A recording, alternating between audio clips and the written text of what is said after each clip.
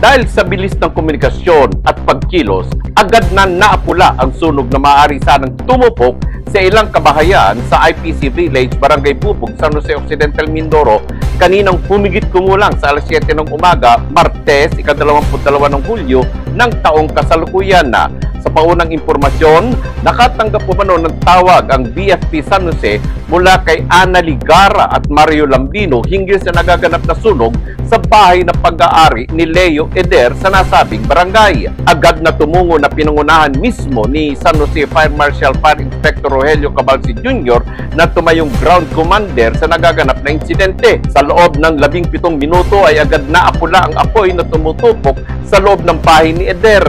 Kaagyat na idineklarang fire out na ang sunog ng ganap na alas 7:50 ng umaga. Sa paunang investigasyon, wala naman umanong tao na mga oras na iyon sa naturang bahay. Lumalabas na nagsimula ang pagsiklab ng apoy sa isang kwarto sa itaas sa mismong tabi ng kama. Sinabi pa na wala naman umanong ibang naka-plug-in maliban sa isang di umano'y charger na wala namang nakakabit na cellphone. Ayon kay Senior Fire Inspector Norlis Santos na kahit walang nakakabit na cellphone at naka-plug-in sa socket ay may posibilidad na uminit ito at magliyab.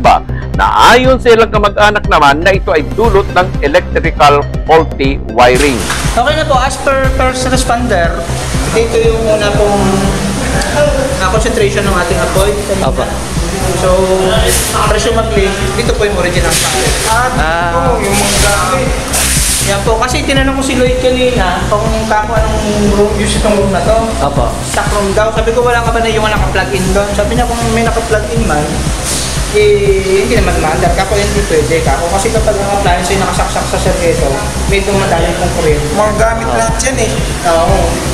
Tapos lahat pa na nakastock dito is combustible, so maring po dun, no? May nakasaksak pa po dun, no? Tapos ito sir, ang nakita ko talagang dito ang concentration due to the appearance of concrete spalling. Kita niyo yan, nagtuklap-tuklap siya. Big sabihin po niya, nag-expand yung metal sa loob dahil sa extreme heat, kaya po nagtanggal yung palitada. Sobrang yung ano. Bakit na kami? Tinatayang umabot sa humigit kumulang sa 368,000 pesos ang pinsalang dulot na nasunog na bahay ni Leo Eder. Manatili pong nakasubaybay at tumutok para po sa mahalagang impormasyon, komprehensibo at makatotohanang pagbabalita. Pag-like, follow and share at mag-subscribe na rin po sa ating YouTube channel. Ako po, Marraro po at your service, at ito ang ating special report.